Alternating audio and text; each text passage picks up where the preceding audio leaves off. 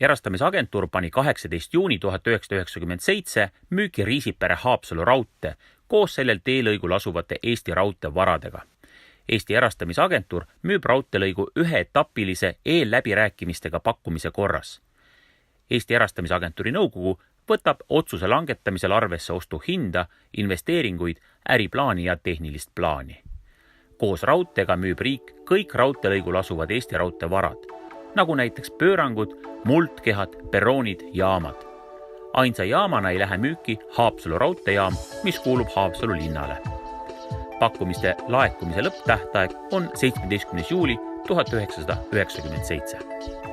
Eesti Raudtee haldusnõukogu otsustas Haapsalu Riisipere liini erastada 1996. aasta detsembri algul.